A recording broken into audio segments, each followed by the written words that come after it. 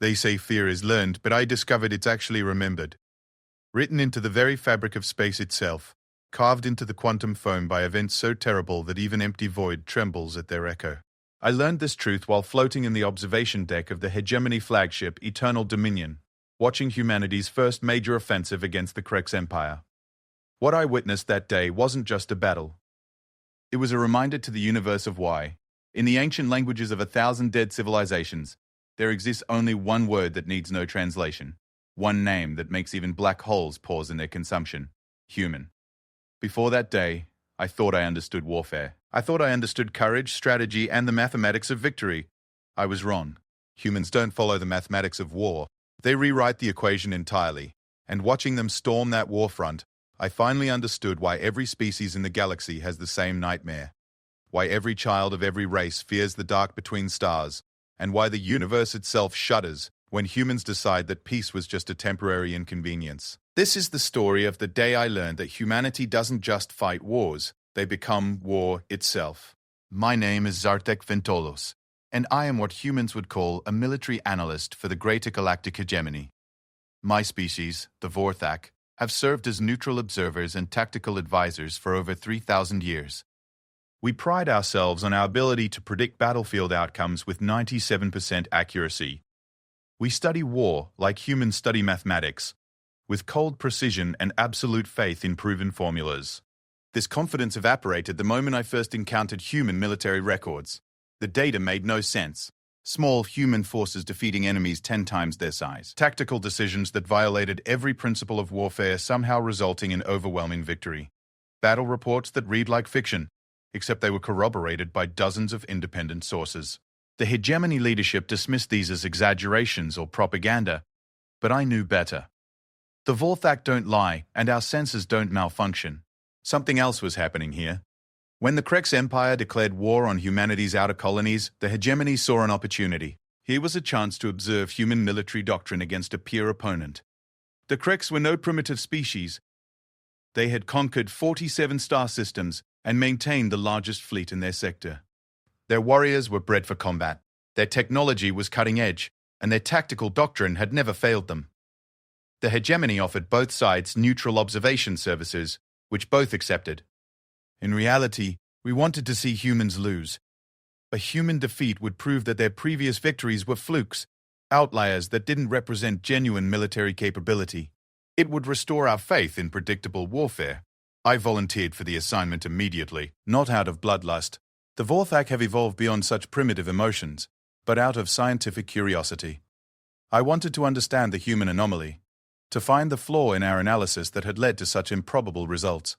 The human fleet that assembled at Kepler Station was smaller than expected, 43 vessels compared to the Krex armada of 128 ships.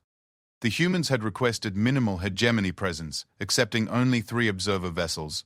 Most species would have requested maximum neutral presence to ensure fair treatment under galactic law. Humans seemed to actively avoid outside witnesses. Admiral Sarah Chen, the human fleet commander, was surprisingly young by galactic standards. Only 43 Earth years. Most species don't reach military leadership until their 2nd century. When she came aboard our observation ship for the standard pre-battle briefing, I expected to meet a reckless youth promoted beyond her capabilities. Instead, I met something I didn't have words for at the time. Admiral Chen moved with the fluid grace of a predator, but there was something else beneath that, a stillness that made my primary nervous system fire warning signals. Her eyes were the pale blue of a dying star, and when she looked at you, it felt like being scanned by a targeting system. She spoke quietly, forcing others to lean in to hear her, a dominance display I hadn't seen in any species database. The Krex have established a defensive perimeter around the Helios system, she began, gesturing to the holographic display. 17 heavily fortified positions, layered sensor nets, and their main fleet positioned behind the gas giant's moon. Textbook defensive strategy. Commander Veltar, my hegemony superior, nodded approvingly. A sound approach. They're forcing you to attack prepared positions while maintaining a mobile reserve. The tactical mathematics favor them significantly. Admiral Chen smiled, and I felt my secondary stomach clench with inexplicable anxiety. The Krex are excellent tacticians, she agreed. They've made only one mistake. What mistake? Veltar asked. They think this is a battle. The briefing continued for another hour. but I found myself unable to concentrate on the tactical details. Something in Admiral Chen's tone, in the way her staff officers moved around her, in the casual way she discussed facing overwhelming odds, it all felt wrong. Not wrong like faulty intelligence or poor planning, but wrong like watching a natural predator that had somehow learned to speak and wear clothes. When the human delegation returned to their ships, Valtar turned to me with satisfaction. Did you observe their psychological state? Classic pre-defeat anxiety, masked by false bravado. Their micro-expressions showed suppressed fear, and their tactical discussion revealed no innovative approaches. The outcome is predictable. I wasn't so sure. Humans displayed stress patterns unlike any species I'd studied. Where others showed fear through increased heart rate and elevated skin temperature, humans seemed to grow calmer as danger increased. Their biometrics during the briefing had shown the opposite of what Veltar described, decreasing stress indicators as the tactical situation was explained. That night, as our observation fleet took position outside the Helios system, I reviewed everything we knew about human warfare. The pattern was always the same. Humans would accept battles that seemed impossible to win, then find some way to not just survive, but dominate. How? The answer came at 0347 ship time, when proximity alarms throughout the human fleet began screaming. The Krex had decided not to wait. Their entire armada was moving out from behind the gas giant, accelerating toward the smaller human fleet with obvious intent to crush them before they could establish defensive positions. It was a classic overwhelming force tactic. Use superior numbers to prevent the enemy from implementing any complex strategies. From our observation post, Veltar activated all senses and began recording what he assumed would be humanity's final battle. Fascinating, he murmured. The humans aren't even attempting to retreat or signal surrender. Their formation suggests they're actually preparing to engage. I watched the tactical display with growing unease. The human ships had arranged themselves in what looked like a completely defensive formation. A tight sphere with their largest vessels on the outside, and smaller ships protected within. It was the sort of formation you'd use to minimize losses while retreating. Not to win a battle against overwhelming odds, but as the Krex fleet closed to weapons range, something impossible happened. The human formation exploded. Not literally, though that came later, but tactically. In the span of 30 seconds, 43 human ships scattered across a three-dimensional space covering millions of cubic kilometers. Each vessel accelerated in a different vector, at velocities that shouldn't have been possible without tearing apart their internal structures. The neat Krex formation suddenly found itself facing not a single target, but dozens of individual threats coming from every conceivable angle. Impossible, Veltar whispered. Those acceleration profiles would kill any known species, the gravitational forces alone. But the humans weren't just surviving those forces, they were using them. Each ship's wild trajectory had been calculated to bring maximum weapons to bear on Krex vessels while minimizing return fire. It was three-dimensional chess played at relativistic speeds, and somehow every human pilot was making perfect moves simultaneously. The first Krex ship died exactly 97 seconds into the engagement. One moment it was rotating to bring its main guns to bear on a human destroyer, the next moment it was expanding cloud of superheated plasma. The human ship responsible was already 3,000 kilometers away, accelerating toward its next target. The second Krex ship lasted 46 seconds. The third lasted 19. This is impossible, Veltar kept repeating. The mathematics don't work. They can't be coordinating this precisely. The communication lag alone should prevent, but they were coordinating. Not through faster-than-light communications or some technological advantage, but through something far more disturbing. I realized I was watching a pack hunt. Each human ship was moving independently, but with perfect awareness of what every other human ship was doing. They were thinking together, fighting together, in ways that violated everything we understood about individual consciousness and tactical communication. A Krex battlecruiser, one of their most powerful vessels, found itself surrounded by 6 human frigates. By any reasonable calculation, the cruiser should have been able to destroy at least half the smaller ships before being disabled. Instead, the frigates moved in perfect synchronization, each ship firing at the exact moment when the cruiser's shields were destabilized by the previous shot. The battlecruiser lasted exactly 17 seconds. How are they doing this? Veltar demanded. What technology are they using? Some kind of quantum entanglement communication system. I had been monitoring all electromagnetic spectrums, looking for exactly such technology. No exotic communications, I reported. Standard radio transmissions heavily encrypted. But the encryption protocols are changing every few seconds, and the transmission patterns, I paused, rechecking my sensors. The transmission patterns match human biorhythms. What does that mean? I think they're synchronizing their heartbeats. It sounded insane, but the data was undeniable. Across dozens of ships, hundreds of human warriors were somehow matching their cardiovascular rhythms to create a shared timing system. They were using their own biology as a communication protocol, turning their bodies into components of a larger tactical intelligence. By the time the main Krex fleet realized what was happening, half their ships were gone. The survivors tried to reform into a defensive position, but it was too late. The humans had scattered their formation and eliminated their tactical cohesion. What followed wasn't a battle. It was a methodical dismantling. Human ships would appear from impossible angles, deliver devastating attacks, and vanish before return fire could be coordinated. They moved through space like schools of predator fish, each individual ship deadly on its own, but collectively forming something that transcended normal warfare. The final Krex ship surrendered after watching its entire fleet destroyed around it. The battle had lasted 3 hours and 14 minutes. 127 Krex vessels had been eliminated or disabled. Human casualties, 0 ships lost. Minimal damage to 12 vessels. In my 3 centuries of military analysis, I had never seen anything like it. As the human fleet regrouped and began rescue operations for surviving Krex crew members, Admiral Chen's voice came over the communication system. All vessels, prepare for Phase 2. We have 6 more systems to liberate before the Krex can reinforce. Phase 2. This devastating victory, this impossible tactical display, had been Phase 1. I looked at Veltar, whose 4 eyes were wide with something approaching terror. "We need to contact the hegemony immediately," he whispered. "They need to know what humans are capable of." But I was already thinking beyond this single battle. If this was how humans fought when they were being observed, how did they fight when no one was watching? What other capabilities were they hiding? And most importantly, if they could do this to the Krex Empire's finest fleet, what could they do to the rest of the galaxy if they ever decided that peaceful coexistence was no longer in their interests? As our observation ship followed the human fleet toward their next target, I began to understand why the universe shuddered at their name. It wasn't just that they were effective warriors. The galaxy had seen many of those. It was that they had turned warfare itself into an art form, an expression of some fundamental aspect of their nature that the rest of us could barely comprehend. I was about to learn that this first battle had been humanity showing restraint. The Proxima system fell in 18 minutes. I had to verify that timeline 3 times before accepting it as fact. 18 minutes from the moment human ships entered sensor range to complete Krex surrender. The defending force had included 2 fortress stations, a sensor network that covered the entire system, and 47 ships positioned in defensive formations that had taken months to perfect. Humans dismantled all of it in less time than it takes most species to conduct a thorough sensor sweep. What made it worse was the casual efficiency with which they operated. There was no dramatic speeches, no battle cries, no emotional displays that other warrior species used to psych themselves up for combat.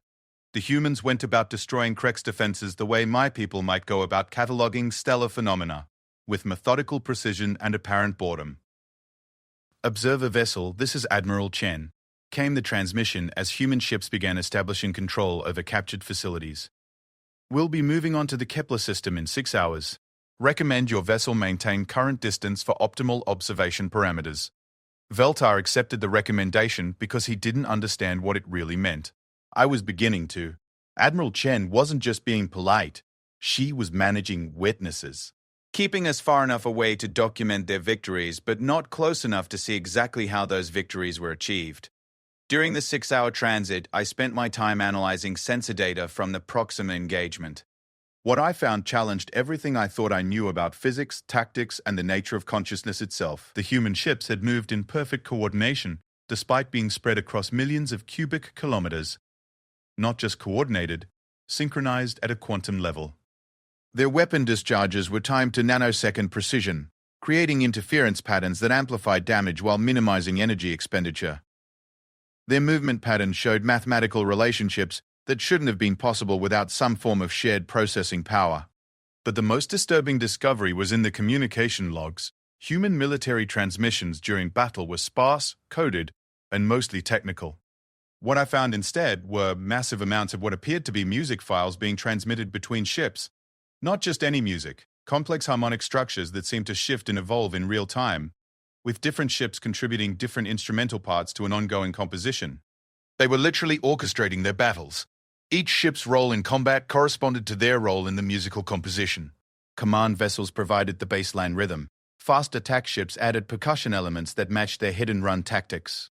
Heavy destroyers contributed deep harmonic structures that mirrored their sustained bombardment patterns. The entire fleet was fighting to a musical score that they were composing collectively in real time. When I presented this analysis to Veltar, he dismissed it as coincidence. Humans are known for their artistic tendencies. They probably just enjoy background music during combat operations. But I knew better. The music wasn't background. It was the command structure. Humans had somehow evolved a form of tactical communication that used harmony and rhythm instead of traditional command protocols. They were fighting as a single organism, with individual ships acting as organs in a larger body. The implications were terrifying. The Kepler system should have been impossible to take by conventional assault. The Kreks had learned from their previous defeats and implemented new defensive strategies. Instead of meeting human forces in open space, they had pulled back to heavily fortified positions around the inner planets. Massive orbital defense platforms, minefields, automated weapon systems, and a fleet positioned to provide overlapping fields of fire. It was the sort of defensive setup that should have forced a months-long siege, assuming the attacking force could even penetrate the outer defenses. Humans took a different approach. Instead of attacking the defenses, they ignored them entirely. Admiral Chen's fleet split into 7 groups and began what appeared to be random maneuvers throughout the outer system. For 6 hours, they seemed to accomplish nothing except burning fuel and exposing themselves to long-range sensor scans. The Kreks defenders grew increasingly confident, convinced that the humans were either lost or implementing some form of psychological warfare. Then the real attack began. It wasn't an attack on Kreks positions. It was an attack on space itself. The random maneuvers hadn't been random at all. Each human ship had been placing gravitational resonance devices at specific coordinates throughout the system. Hundreds of small devices, each no larger than a shuttle, but positioned with mathematical precision that boggled the mind. When activated simultaneously, these devices created standing wave patterns in the local gravitational field. The effect was subtle at first, just minor fluctuations that barely registered on sensors. But the fluctuations were cumulative, and they were focused. The first Kreks defense platform simply stopped existing. One moment, it was a massive orbital fortress with enough firepower to sterilize a continent. The next moment, it was a cloud of component atoms scattered across several million cubic kilometers. The gravitational standing waves had literally pulled it apart at the molecular level. The second platform lasted 19 seconds longer, but only because its crew had time to send a panic signal before suffering the same fate. "What are they doing?" Veltar whispered, staring at sensor readings that made no sense. "How are they manipulating gravitational fields with such precision?" I was running calculations as fast as my enhanced neural implants could process. It's not manipulation, I realized. It's mathematics. They're using the natural gravitational fields of the planets, the star, even our observation ship, and creating resonance patterns that amplify specific frequencies. They've turned the entire system into a weapon. The Kreks fleet tried to respond, but their ships had been designed for conventional warfare. When space itself becomes a weapon, traditional defensive measures become irrelevant. Shields couldn't stop gravitational waves. Armor provided no protection against forces that worked at the subatomic level. Electronic countermeasures couldn't jam physics itself. In 37 minutes, the entire Kreks defensive network was reduced to scattered debris, not destroyed by weapons fire or explosive damage, but methodically disassembled by precisely controlled gravitational fields. It was the most elegant display of applied physics I had ever witnessed, and the most horrifying. But what came next was worse. With the defenses neutralized, human ships moved in to occupy strategic positions throughout the system. I expected them to begin standard occupation procedures, establishing control over remaining infrastructure, processing surrenders, securing strategic resources. Instead, they did something that violated every principle of military doctrine I had ever studied. They began rebuilding. Say? Not just repairing damage from the battle, but actively improving Kreks facilities. Their engineering ships swarmed over captured installations, implementing modifications and upgrades that enhanced defensive capabilities far beyond original specifications. Within hours, they had turned former Kreks positions into fortifications that were more advanced than anything the Kreks had ever built. "This makes no tactical sense," Veltar observed. "Why improve defenses in territory you just captured? Why make it easier for enemies to recapture these positions?" I was beginning to understand, and the realization chilled my circulatory fluids. They're not planning to leave. The humans weren't just conquering Krek's territory. They were absorbing it. Each system they captured became stronger than it had been under Krek's control. More importantly, they were learning. Every Krek's defensive innovation, every technological advancement, every tactical doctrine was being studied, understood, and improved upon. Humans didn't just defeat their enemies, they consumed them, incorporating everything useful while discarding everything obsolete. They were evolving in real time, becoming more dangerous with every victory. As we prepared to follow the human fleet to their next target, a disturbing pattern became clear. Each battle was faster than the last, each victory more complete. Each display of capability more impossible than what had come before. At Proxima, they had demonstrated perfect tactical coordination. At Kepler, they had weaponized physics itself. What would they show us next? The answer came in a personal message from Admiral Chen, transmitted directly to our observation vessel. Observer Zarthek, your analytical reports are quite thorough. We've been monitoring your communications with Hegemony Command. Would you be interested in observing our operations from a closer perspective? We're always looking for qualified analysts who can appreciate the finer points of tactical innovation. Veltar paled when he heard the message. They've been monitoring our communications. How is that possible? Our encryption protocols are quantum-based and randomly generated. I was staring at the communication logs, looking for any sign of intrusion. What I found was far more disturbing than a simple security breach. Our random encryption keys weren't random at all. They were following mathematical patterns that corresponded to the gravitational resonance frequencies the humans had used to destroy the Kepler defenses. Humans hadn't broken our encryption. They had predicted it. Somehow they had calculated what random numbers our quantum generators would produce hours before we generated them. They'd been reading our communications since the first battle, probably since we first entered their territory. Accept the invitation, I told Veltar. Are you insane? If they've been monitoring our communications, they know we're reporting their capabilities to Hegemony Command. They might consider us hostile intelligence gatherers. That's exactly why we need to accept, I explained. They're not angry about our reports. They want us to send them. They want the galaxy to know what they're capable of. The implications were staggering. Humans weren't just fighting the Krek's empire. They were sending a message to every species in the galaxy, using our own observation reports as the delivery mechanism. Every impossible victory, every display of incomprehensible capability, every casual demonstration of technological superiority was being documented and transmitted throughout known space. Humans were conducting a psychological warfare campaign against the entire galaxy, and they were using neutral observers as their unwitting propaganda network. When Veltar finally agreed to accept Admiral Chen's invitation, I felt a mixture of scientific excitement and existential dread. We were about to get a much closer look at human military operations. Based on what I had observed so far, I wasn't sure our sanity would survive the experience. As our observation ship changed course to rendezvous with the human fleet, I began to understand why the universe shuddered at their name. It wasn't just their tactical brilliance, or their technological innovations, or their perfect coordination. It was their patience. Humans had been planning this campaign for far longer than anyone realized. Probably since they first made contact with galactic civilization. Every diplomatic interaction, every trade agreement, every peaceful exchange had been preparation for this moment. They had been studying us all along, learning our weaknesses, understanding our capabilities, planning for the day when diplomacy would no longer serve their purposes. The Krek's empire had simply provided them with an excuse to demonstrate what they had been preparing for decades, and we had been invited to document every moment of it. The interior of the human flagship Indomitable violated every principle of ship design I had ever encountered. Where other species built vessels with clear hierarchical layouts, command centers elevated above supporting systems, critical areas heavily armored and isolated, human ships were designed like living organisms. The corridors curved and branched in organic patterns. Critical systems were distributed throughout the vessel rather than concentrated in protected areas. Most disturbing of all, the ship seemed to respond to the crew's presence. Lights adjusted automatically to individual preferences. Walls displayed information relevant to whoever was passing by. Even the air circulation system appeared to modify its flow patterns based on crew activity levels. "Welcome aboard the Indomitable," Admiral Chen said as she personally escorted Veltar and me through the ship. "I hope you'll find our operations more illuminating from this perspective."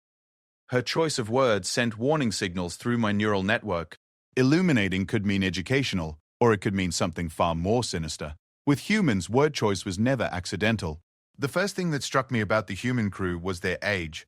Where most military organizations promoted experience and seniority, the Indomitables crew averaged only 22nd standard years.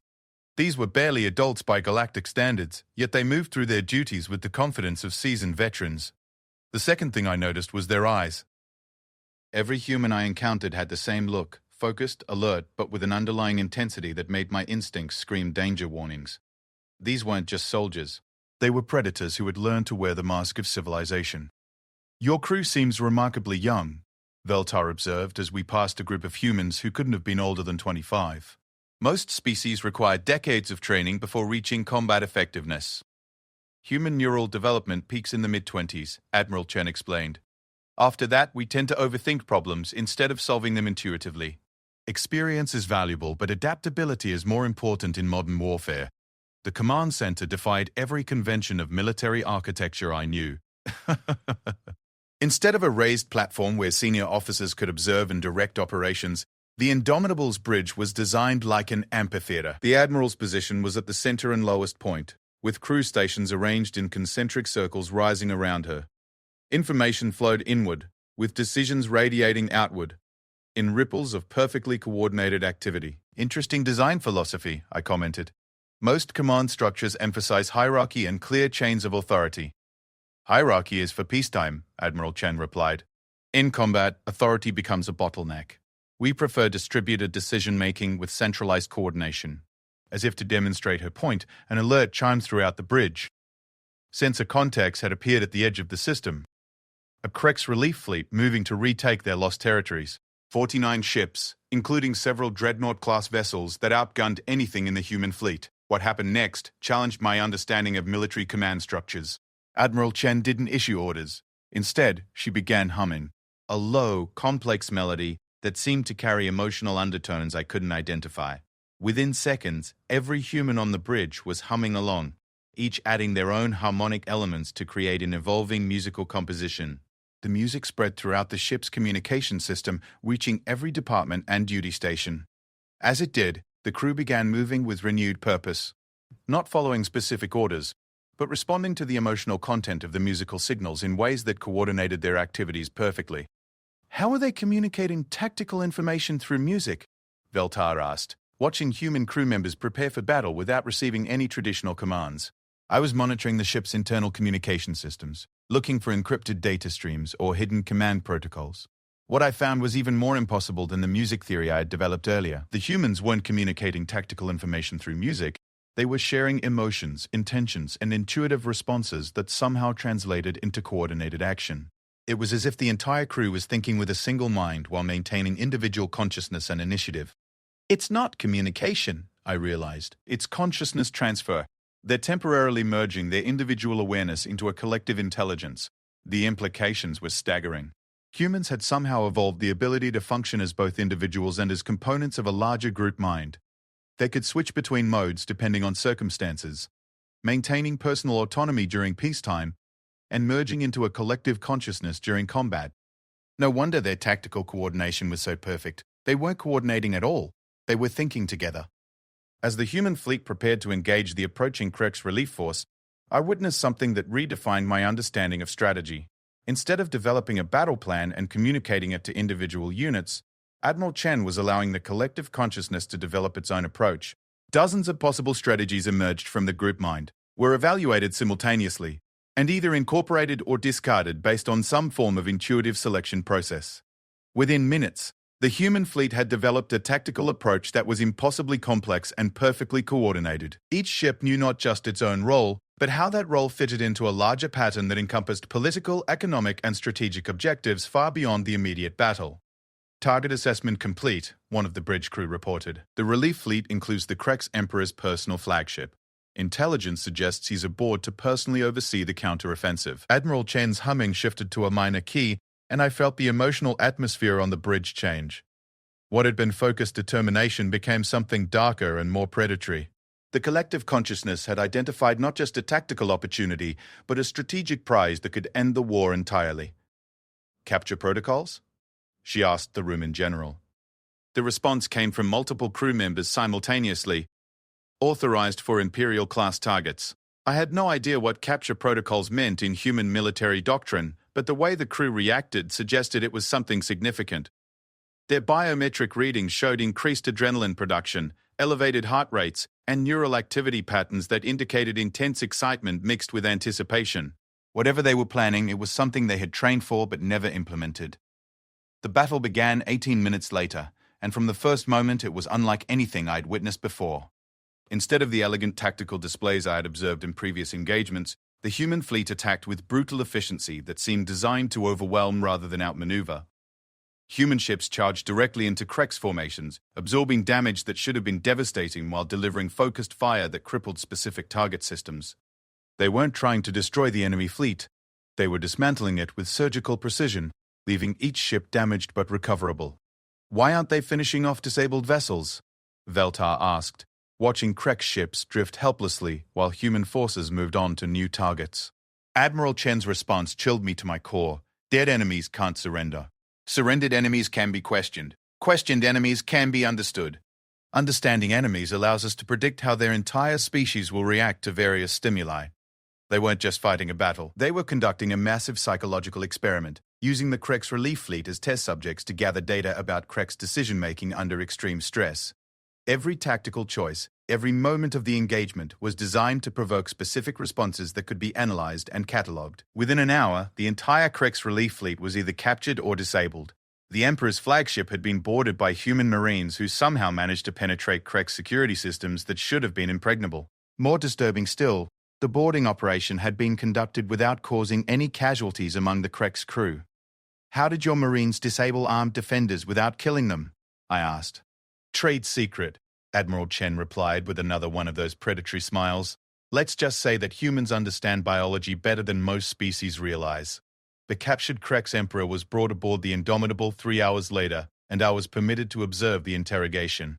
What I witnessed challenged every assumption I had about human nature, military ethics, and the nature of consciousness itself. The interrogation room was designed to be psychologically disorienting. The walls displayed slowly shifting patterns that seemed random but created subconscious stress responses in most species. The lighting was calibrated to specific frequencies that induced cooperation in Krex neural systems. Even the air composition had been modified to include trace chemicals that enhanced truthfulness while reducing aggression. But the most disturbing aspect was Admiral Chen herself. During normal interactions, she maintained the facade of a professional military officer, competent, focused, but fundamentally recognizable as a sentient being operating within familiar parameters. In the interrogation room, that facade disappeared entirely. What sat across from the Krex Emperor wasn't quite human anymore. Admiral Chen's body language, vocal patterns, even her facial structure, seemed to shift in subtle ways that triggered deep evolutionary fear responses. She had somehow transformed herself into a perfect predator, designed specifically to intimidate and dominate Krex psychology. "Your Imperial Majesty," she began, and her voice carried harmonics that made the Emperor's carapace plates rattle involuntarily. "We need to discuss the future of your empire." The interrogation lasted 6 hours, and by the end of it, the Emperor had provided detailed information about Krex military capabilities, political structures, economic systems, and social hierarchies.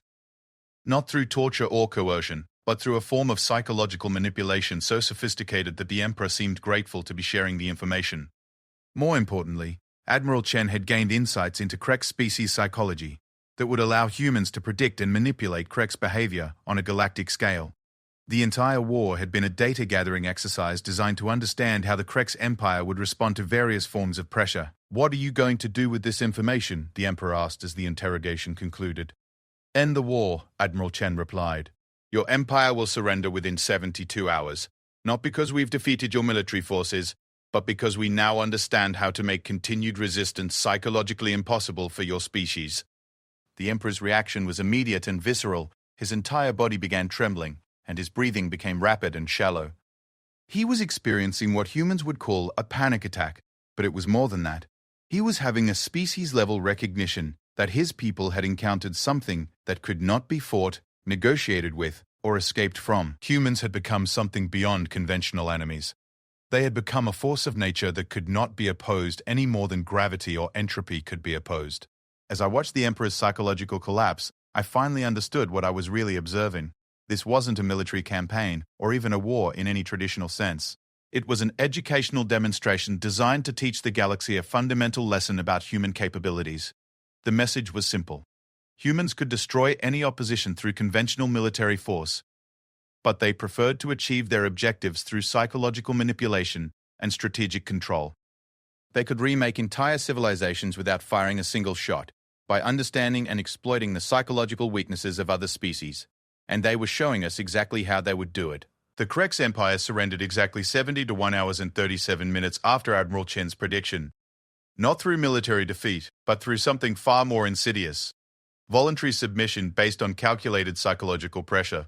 I watched it happen from the observation deck of the Indomitable, monitoring communications channels throughout Krex space, as their entire civilization simply gave up. Military commanders abandoned defensive positions. Political leaders resigned their offices. Civilian populations began requesting human oversight for basic governmental functions. It wasn't conquest. It was voluntary absorption. How? Velta asked, staring at the communications logs with something approaching existential horror. How did they convince an entire interstellar empire to surrender without fighting? Admiral Chen, who had been monitoring our reactions with scientific interest, provided the answer with disturbing casualness. We sent them a message, a very specific message designed according to the psychological profile we developed during the Emperor's interview. The message, when she showed it to us, was 43 words long. Written in standard Krex administrative language, it appeared to be nothing more than a formal diplomatic communication requesting a cessation of hostilities. But the word choices, the syntax, even the mathematical relationships between sentence structures had been crafted to trigger specific psychological responses in the Krex neural system.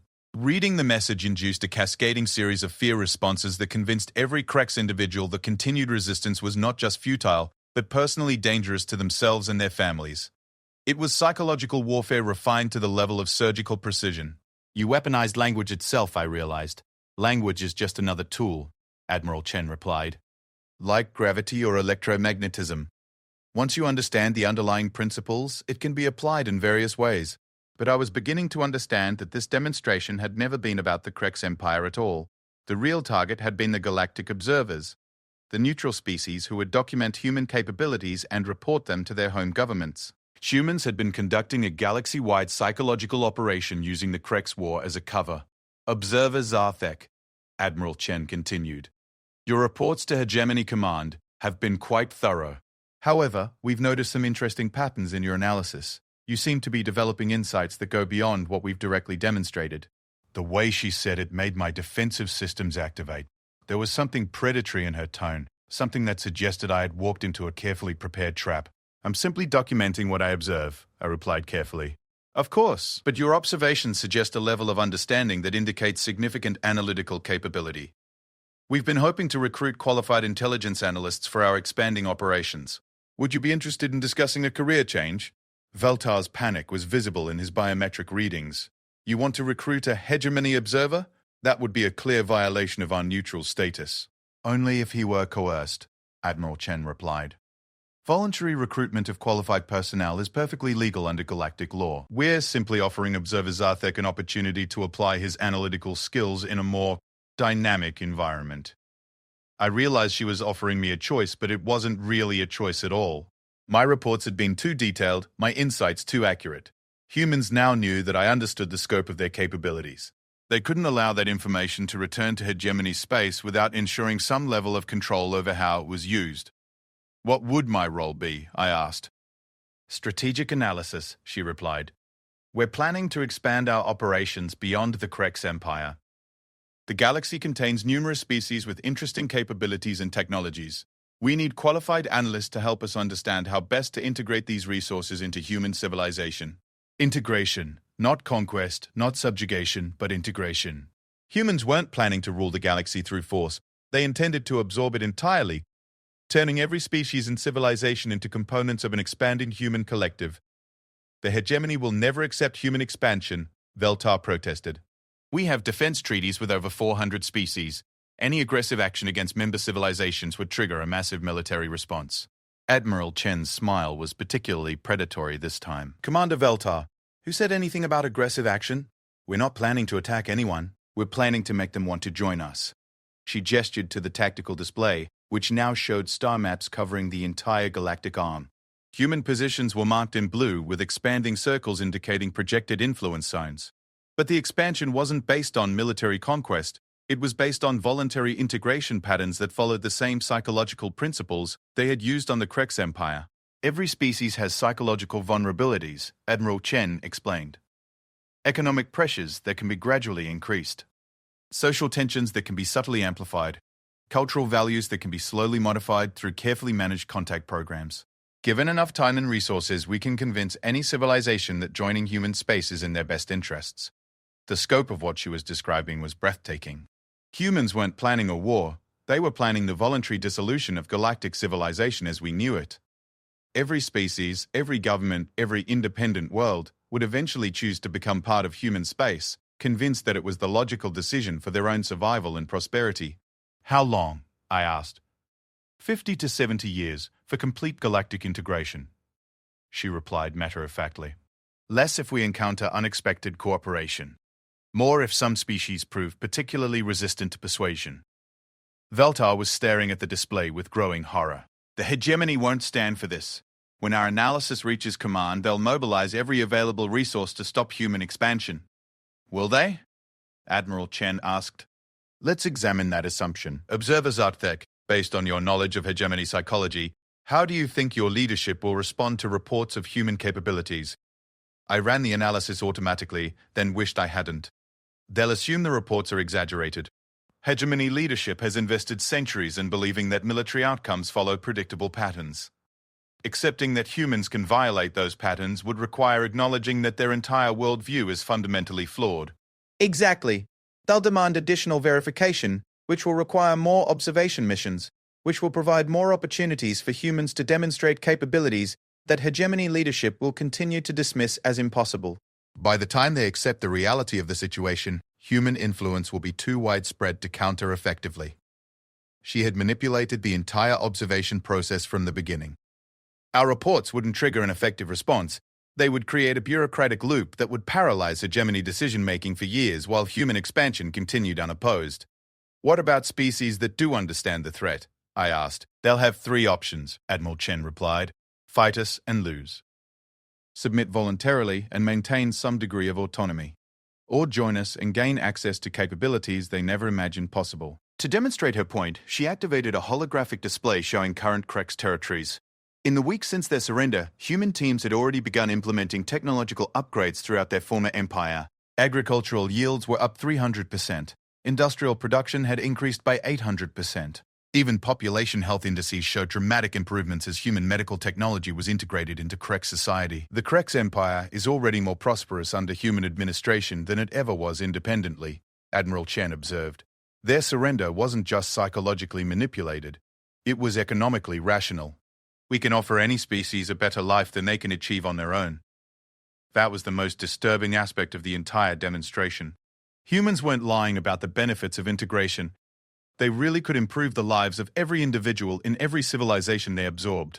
The choice they offered wasn't between freedom and oppression, it was between independence and prosperity. What happens to species that choose to fight? Beltar asked. They learn why the universe shudders at our name, Admiral Chen replied simply. The casualness of her response made it clear that military defeat of resistant species wouldn't be a regrettable necessity. It would be an educational demonstration for other civilizations considering their options. Humans would make examples of anyone who chose to fight, not out of cruelty, but to illustrate the consequences of opposing their expansion. Observer Zarpek, she continued, we need an answer about your career prospects. Will you be joining our analytical team, or will you be returning to hegemony space with Commander Veltar? I looked at Veltar, who was clearly hoping I would choose to return with him and provide the hegemony with detailed intelligence about human capabilities. But I knew that path led nowhere useful. Any intelligence I provided would be dismissed or disbelieved until it was too late to matter. I'll stay, I decided. But I want to understand something first. Why are you showing me all of this? Why reveal your plans so completely? Admiral Chen's smile showed genuine warmth for the first time since I had met her. Because, Observer Zarthek, you're going to help us make those plans work. Your analytical capabilities are exactly what we need to understand how other species will respond to integration offers. More importantly, your outsider perspective will help us identify psychological approaches that our human analysts might miss. I realized I'd been recruited not despite my knowledge of human capabilities, but because of it. They needed analysts who understood the scope of what humans could accomplish, because anyone who underestimated human potential would provide flawed assessments of how other species would react to human expansion. What about me? Veltar asked. What happens to the hegemony's observer? You return to your duties, Admiral Chen replied. Your reports will be accurate and detailed. Hegemony leadership will dismiss them as impossible, exactly as we discussed. When they eventually request additional verification, we'll accommodate those requests. Eventually, the hegemony will understand that cooperation is in their best interests. And if they don't? Admiral Chen's expression didn't change, but something in her eyes became very cold. Then they'll learn the same lesson we taught the Krex Empire, but without the option of voluntary surrender. Some education requires more direct approaches. As Veltar prepared to return to his observation ship, I understood that I was witnessing the beginning of a process that would remake galactic civilization entirely. Humans had developed capabilities that made traditional concepts of war, diplomacy, and independence obsolete. They weren't just superior warriors. They had become something that transcended conventional civilization entirely. And I was about to help them absorb the galaxy, one species at a time, until the universe contained only humans and those who had chosen to become part of human space. The most terrifying part was that I was looking forward to it. 2 years later, I stood in the Strategic Analysis Center of the human vessel Inevitable, watching the final phase of what humans called the Galactic Integration Project. Around me, dozens of analysts from 17 different species worked together to coordinate the voluntary absorption of the last independent civilizations. No weapons were fired. No threats were issued. No coercion was applied. Every remaining independent species simply chose to join human space because it was obviously the rational decision. The hegemony had been among the first to integrate, exactly as Admiral Chen had predicted. Veltar now served as a senior analyst in the same department where I worked, helping to develop integration strategies for species that shared Vorthak's psychological patterns. His initial resistance had lasted approximately 6 months after his return to hegemony space, ending when he realized that fighting human expansion was like fighting the laws of physics, theoretically possible but practically meaningless. Final integration protocols for the Thessarian Republic are complete, reported Dr. Sarah Kim, a human psychologist who specialized in hive mind civilizations. They're requesting immediate implementation of human administrative structures. Apparently, their collective consciousness has concluded that individual decision-making is inefficient compared to human coordination methods. I reviewed the Thessarian integration profile, marveling at how thoroughly humans had understood and appealed to their target species' psychology. The Thessarians weren't just joining human space. They were grateful for the opportunity to become part of a larger, more efficient collective intelligence. What's the status of the Andromedan Contact Initiative? Admiral Chen asked from her position at the center of the analysis chamber. She had been promoted to Director of Galactic Operations, but her role remained essentially the same, coordinating the expansion of human influence through strategic psychology, rather than military force. In 2 years, she had overseen the integration of over 800 independent civilizations, without firing a single shot in anger. Long-range probes have established communication with 17 species in the Andromeda Galaxy, reported Commander Torres, a human intelligence specialist. Initial assessments suggest they possess technological capabilities that exceed our current standards by approximately 300%. However, their social structures appear to be highly individualistic, which should make them susceptible to standard integration approaches. The casual mention of expanding into other galaxies illustrated how completely human thinking had changed since the Krex War. They no longer thought in terms of individual planets, star systems, or even galactic regions. Their strategic planning now operated on universal scales, with integration timelines measured in centuries rather than decades.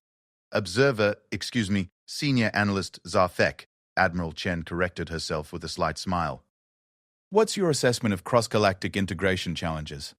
I had been working on that exact problem for several months, analyzing how human integration methods would need to be modified for species that had never encountered galactic-scale civilizations. The primary challenge will be establishing credibility, I replied. Andromedan species have no reference points for understanding human capabilities. They'll need demonstration projects before they can comprehend the benefits of integration. Recommendations? Start with their most advanced species, I suggested. Once they integrate and begin implementing human technological improvements, other Andromedan civilizations will have observable evidence of integration benefits. The psychological impact should cascade through their entire galaxy within a few decades. Admiral Chen nodded approvingly. Excellent analysis. Doctor, Kim, begin developing specific integration protocols for Andromedan contact. Commander Torres, I want detailed psychological profiles of their top 3 technological civilizations within 6 months. As the meeting continued, I reflected on how much had changed since I first observed human military operations.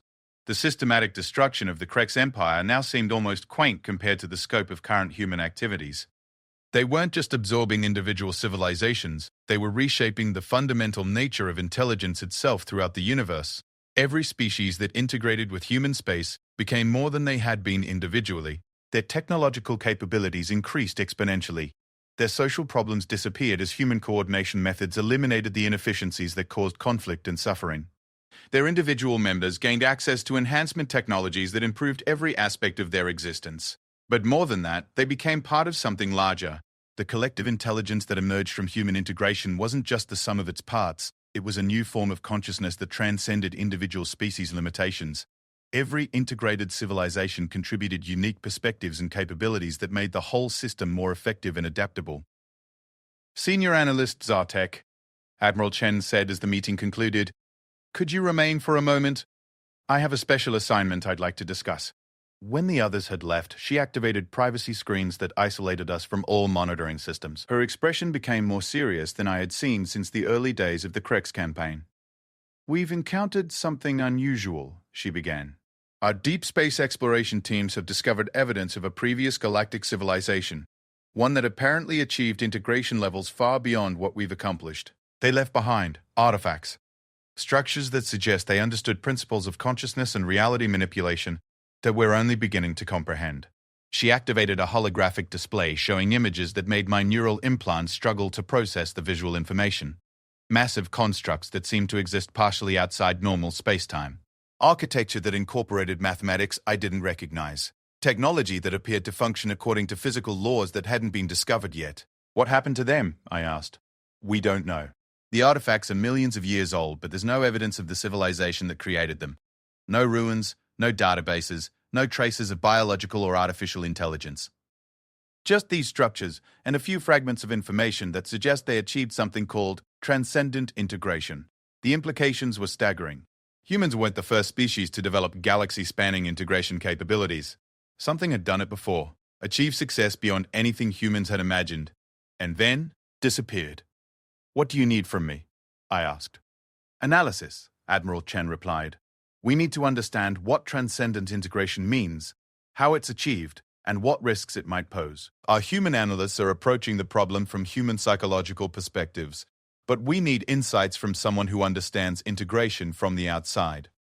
I spent the next several months studying the artifacts and developing theories about the vanished civilization. What I discovered challenged everything I thought I understood about the nature of consciousness, reality, and the ultimate goals of intelligent development.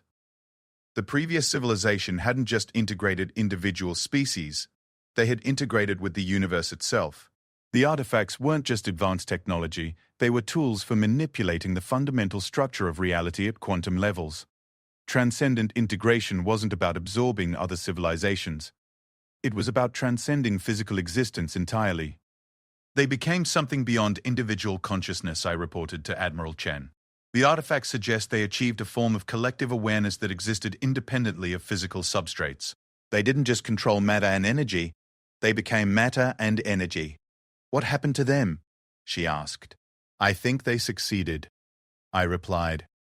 I think they achieved perfect integration with the universe itself, which meant they no longer needed individual physical existence. They became the universe in a very literal sense.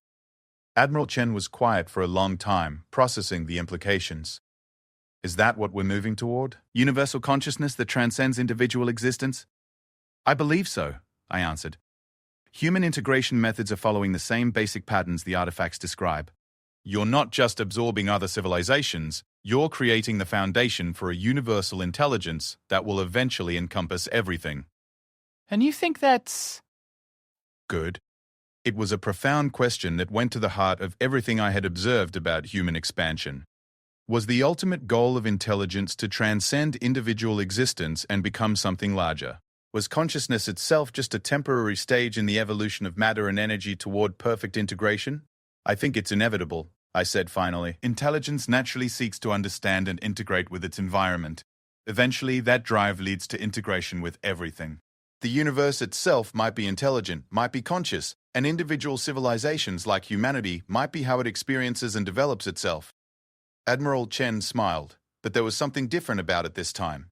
Less predatory, more cosmic. Then we're not just expanding human influence. We're helping the universe become conscious of itself. Exactly. As I left that meeting, I understood that everything I had witnessed, the Krex War, the Galactic Integration Project, even the contact with Andromedan civilizations, was just the beginning of a process that would ultimately encompass all matter, energy, and consciousness in the universe. Humans weren't conquerors or even integrators. They were catalysts for universal self-awareness. And I had been privileged to observe the early stages of the universe learning to think. Standing in the observation deck of the inevitable, watching human ships prepare for the next phase of expansion into distant galaxies, I finally understood why the universe shuddered at humanity's name. It wasn't fear of destruction or conquest. It was recognition. The universe was recognizing itself in human actions, seeing its own ultimate destiny reflected in their expansion patterns. Every human victory, every integration success, every step toward galactic consciousness was the universe taking another step toward understanding its own nature. Humans weren't just warriors or conquerors. They were the universe's way of becoming aware of itself.